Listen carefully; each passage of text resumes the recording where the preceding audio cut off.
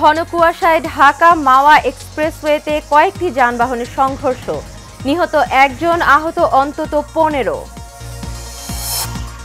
ষড়যন্ত্র বন্ধ করতে নির্বাচনী রোডম্যাপ ঘোষণা করতে হবে বলছেন বিএনপি নেতা খন্দকার মোশাররফ হোসেন। দলীয় সরকারের অধীনে সংস্কারের তাগিদ। এবং যুক্তরাষ্ট্র ও লন্ডনে অর্থ পাচারের অভিযোগে সাবেক প্রধানমন্ত্রী শেখ হাসিনা ও তার ছেলে জয়ের বিরুদ্ধে অনুসন্ধান শুরু করেছে দুদক।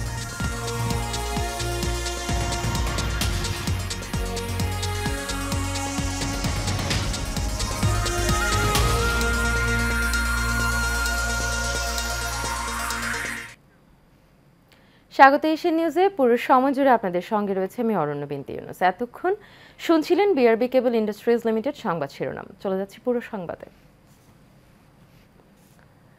মুন্সিগঞ্জের শ্রীনগরে ঢাকা মাওয়া এক্সপ্রেসওয়েতে 4টি দুর্ঘটনা ঘটেছে মাত্র আধা ঘন্টার ব্যবধানে।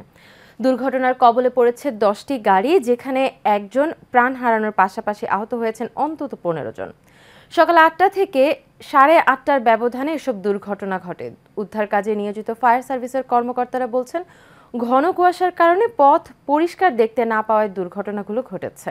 এর মধ্যে একটি দুর্ঘটনায় মোহাম্মদ ফরহাদ হোসেন নামে একজন বাস চালকের মৃত্যু হয়েছে। স্থানীয় সূত্রে জানা যায়, ভোর থেকে এক্সপ্রেসওয়েতে প্রচণ্ড কুয়াশা ছিল, সামান্য দূরের কিছুও দেখা যাচ্ছিল না। এক্সপ্রেসওয়ের 16 ঘর থেকে হাসারা পর্যন্ত প্রায় 4.5 কিলোমিটার সড়কে মাওয়ামুখী লেনে কয়েকটি যানবাহন একটিকে পেছন থেকে আরেকটি ধাক্কা দেয়। এতে বেশ কয়েকজন আহত হন। সড়কেও গাড়ির জটলা তৈরি হয়। বিষয়টি পুলিশ এবং ফায়ার সার্ভিসকে জানানো হয়েছে।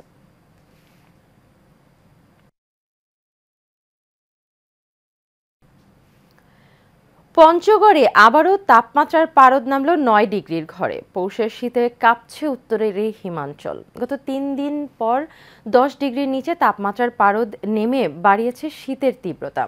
ভোর 6টায় তাপমাত্রা রেকর্ড করা হয়েছে 9.8 ডিগ্রি সেলসিয়াস। সকালে বিভিন্ন এলাকা ঘুরে দেখা যায়, ভোর থেকেই হালকা কুয়াশা জড়ানো এই জেলা। রোদ উঠলেও গত দিনের মতো ঝলমলে ভোর নয়। উত্তরে প্রবাহিত হিমেল হাওয়ায় নতুন করে বাড়িয়ে দিয়েছে শীতের মাত্রা। তবে জীবিকার তাড়নায় নিম্নবিত্ত মানুষের কর্মজীবনের ব্যস্ততা দেখা যাচ্ছে সকাল থেকেই। শীতের কারণে বেড়েছে জ্বর, সর্দি, ডায়রিয়া, নিউমোনিয়া সহ বিভিন্ন রোগ ব্যাধি। প্রতিদিনই জেলা এবং উপজেলার হাসপাতালগুলোতে বহির্বিভাগে বাড়ছে রোগীর সংখ্যা। যারা বেশি অসুস্থ হয়ে পড়েছেন, কেবল তারাই হাসপাতালে ভর্তি হচ্ছেন।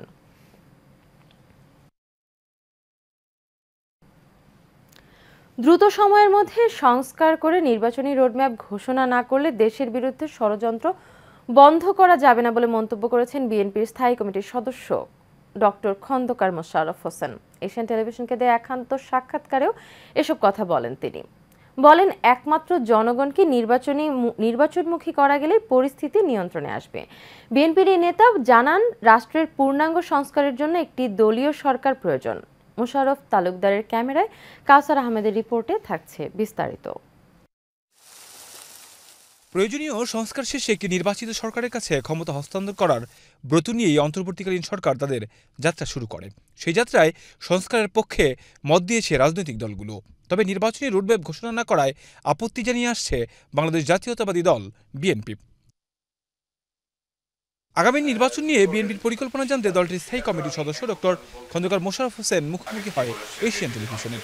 সংস্কারের কথা বলে নির্বাচন পেছানো বুদ্ধিমানের কাজ হবে না উল্লেখ করে তিনি বলেন, একটি মহল চেষ্টা করছে সংস্কারের নামে নির্বাচন বিলম্ব করতে।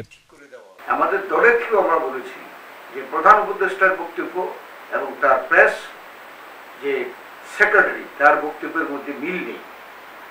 এতে করে জনগণের মধ্যে একটা সন্দেহ সৃষ্টি হয়েছে।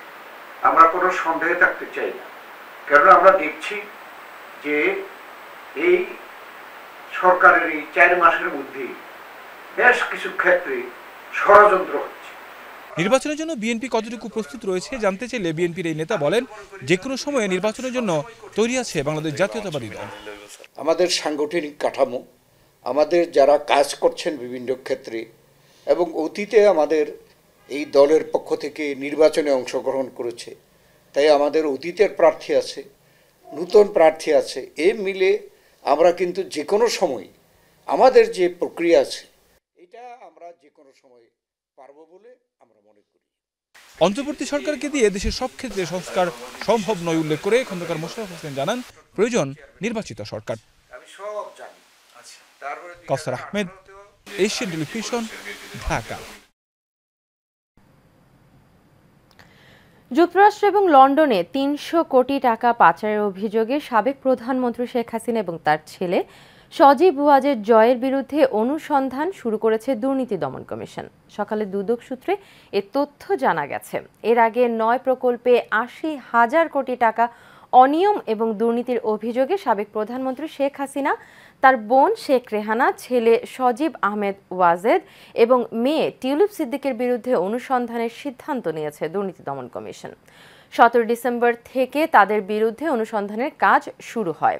দুদক সূত্র জানিয়েছে, রূপপুর পারমাণবিক বিদ্যুৎ প্রকল্প, বিশেষ আশ্রয়ণ প্রকল্প, বেসপা সহ ৯টি প্রকল্পে এসব অনিয়ম দুর্নীতি হয়েছে।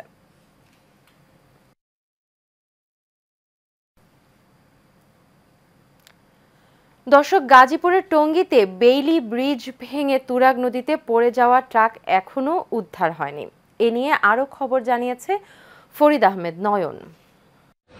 আপনাকে ধন্যবাদ। আমরা এখন দাঁড়িয়ে আছি তুরাগ নদের যে দুটি ব্রিজ, ওয়ান ওয়ে ব্রিজ দুটি, একটি হচ্ছে ঢাকা থেকে ময়মনসিংহ হয়ে এবং আরেকটি হচ্ছে ময়মনসিংহ থেকে ঢাকা হয়ে যে দুটি ব্রিজ। আপনারা দেখছেন যে ব্রিজটি, একটি ব্রিজ হচ্ছে ভেঙে, সেখানে কোনো হতাহতের খবর যদিও পাইনি, কিন্তু একটি ভারী যানবাহন ছিল এবং পাথরগুলো একটি ট্রাক ছিল বলে আমরা জানতে পেরেছি। এবং আমার পাশে যে ব্রিজটি দেখা যাচ্ছে সেটি হচ্ছে আরেকটি বেইলি ব্রিজ, যেটি ময়মনসিংহ থেকে ঢাকা হয়ে আসছে, সেটিও একদম গুরুত্বপূর্ণ বলে এই এলাকার সাধারণ জনগণ বলছেন।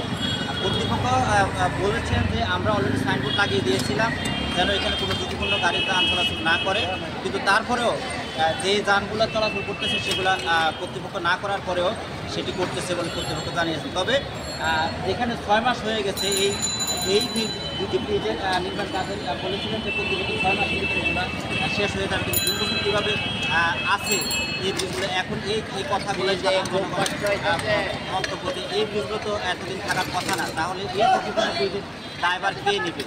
এই ছিল আমার কাছে টঙ্গী তুরাগ নগর থেকে সর্বশেষ। ধন্যবাদ।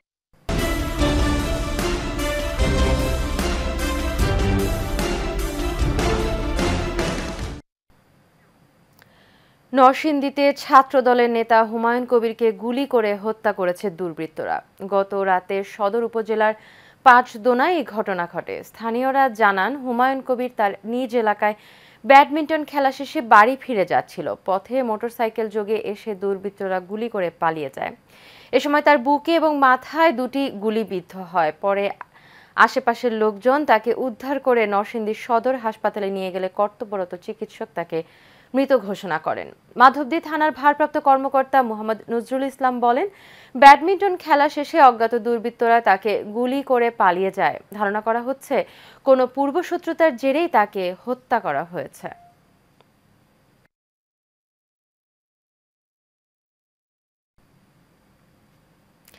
সিলেটে ব্যাটালিয়ন 48 বিজিবির অভিযানে 3,02,00,000 টাকার চোরাই পণ্য আটক করেছে বিজিবি। এক প্রেস বিজ্ঞপ্তিতে বিজিবি জানায়, গোপন সংবাদের ভিত্তিতে সিলেট এবং সুনামগঞ্জ জেলার সীমান্তবর্তী এলাকা এবং উৎমা বিত্তপিতে অভিযান পরিচালনা করে বিপুল পরিমাণ ভারতীয় শাড়ি, 3 পিস, বিভিন্ন প্রকার গজ কাপড়, গরু, চিনি, ফুচকা, জিরা, কিসমিস এবং বাংলাদেশ থেকে পাচারকালে রসুন, শিং মাছ, মোবাইল চোরাচালানে ব্যবহৃত ইজি বাইক আটক করা হয়। বিজিবির অধিনায়ক লেফটেন্যান্ট কর্নেল মোহাম্মদ হাফিজুর রহমান বিষয়টি নিশ্চিত করেছেন।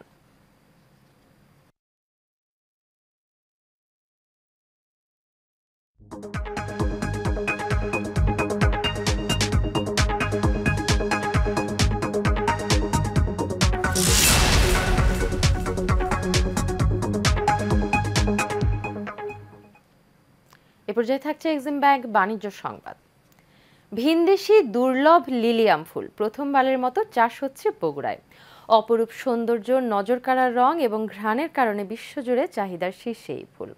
বগুড়ার শাহজাহানপুরে সুজাবাদ গ্রিন নার্সারিতে শোভা পাচ্ছে হলুদ রঙের এই দৃষ্টিনন্দন ফুল। পরীক্ষামূলক চাষে সাফল্য পাওয়ায় বাণিজ্যিকভাবে উৎপাদনের নতুন সম্ভাবনা দেখা দিয়েছে বগুড়ায়। প্রতিনিধি রাজু আহমেদের পাঠানো তথ্য এবং চিত্রে বিস্তারিত জানাচ্ছেন আনোয়ার রাজ। অপরূপ সৌন্দর্য, নজরকাড়া রং আর ঘ্রাণের কারণে বিশ্বজুড়ে চাহিদার শীর্ষে লিলিয়াম ফুল। এই ফুল চাষে স্বপ্ন দেখছেন বগুড়ার চাষি রেজওয়ানুল ইসলাম। জেলায় প্রথমবার পরীক্ষামূলকভাবে নেদারল্যান্ডসের লিলিয়াম ফুল চাষে সফল হয়েছেন এই তরুণ উদ্যোক্তা। তার বাগানে শোভা পাচ্ছে হলুদ রঙের মিষ্টি গন্ধযুক্ত এই ফুল। নতুন প্রজাতির এই ফুল দেখতে তার বাগানে প্রতিদিনই আসছেন অনেকে। লিলিয়াম ফুলটা অনেক সুন্দর দেখতে, যদিও এর আগে ইউটিউবে দেখেছি, এখন তো নিজে চোখে দেখলাম সরাসরি, অনেক ভালো লাগছে। এদিকে উদ্যোক্তা বলছেন, শীতপ্রধান দেশ নেদারল্যান্ডসের লিলিয়াম ফুল বাংলাদেশের অর্থনীতিতে গুরুত্বপূর্ণ অবদান রাখবে। এছাড়া নতুন প্রজন্ম বা ফুল প্রেমীদের জন্য বিষয়টি শুভ বার্তা বয়ে আনবে। এখানে পরিশ্রম নাই বললেই চলে। আর এইটার মার্কেট ভ্যালুটা যদি আমরা চিন্তা করি, অন্যান্য ফুলের চেয়ে আমরা এই ফুলটা মনে হয় সবচেয়ে বেশি দামে আমরা বিক্রি করতে পারবো। কারণ যদি বাংলাদেশে ব্যাপক আকারে চাষ হয়, এটা আমরা এক্সপোর্ট করার সম্ভাবনা আছে। এই ফুলটা বাংলাদেশে চাষ হয় না এবং বাংলাদেশের কিন্তু ব্যাপক চাহিদা আছে, কিন্তু চাষ আমরা করতে পারি নাই। আমরা শুরু করছি গবেষণা। এদিকে স্থানীয় কৃষি বিভাগ বলছে, লিলিয়াম ফুল চাষের জন্য কৃষকদের প্রশিক্ষণ দেয়া হবে, যাতে অল্প সময়ের মধ্যে চাষ করে তারা লাভবান হতে পারেন। এই ফুলটা চাষ করে আপনারা অনেক লাভবান হবেন। এই ফুলটাতে অনেক বেশি কষ্ট হয় না। একবার আপনারা বাল্বটা একবার কিনতে হবে এবং 6 থেকে 7 বছর আপনারা একটা বাল্ব দিয়ে বাল্বটা সংরক্ষণ করতে হবে। একটা বাল্ব দিয়ে আপনারা 6 থেকে 7 বছর চাষ করতে পারবেন। শীতপ্রধান দেশগুলোতে কন্দ বপনের 90 দিনের মধ্যে ফুল সংগ্রহের উপযোগী হলেও বগুড়ায় মাত্র 55 দিনে লিলিয়াম ফুল হারভেস্টের উপযোগী হয়েছে। আনোয়ার রাজ, এশিয়ান টেলিভিশন।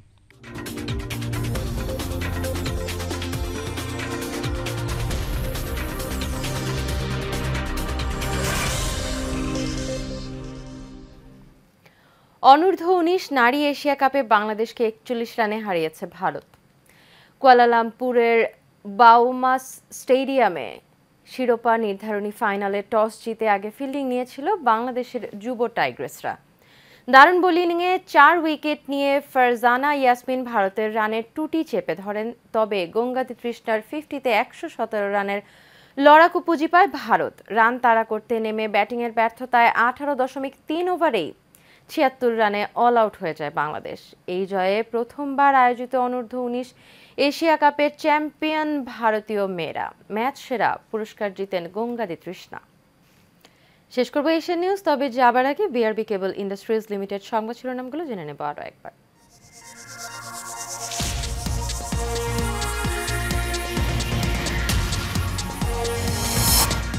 ঘন কুয়াশায় ঢাকা মাওয়া এক্সপ্রেসওয়েতে কয়েকটি যানবাহনের সংঘর্ষ, নিহত 1 জন, আহত অন্তত 15।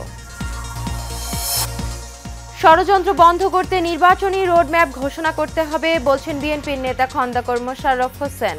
দলীয় সরকারের অধীনে সংস্কারের তাগিদ। এবং যুক্তরাষ্ট্র ও লন্ডনে অর্থ পাচারের অভিযোগে সাবেক প্রধানমন্ত্রী শেখ হাসিনা এবং তার ছেলে জয়ের বিরুদ্ধে অনুসন্ধান শুরু করেছে দুদক।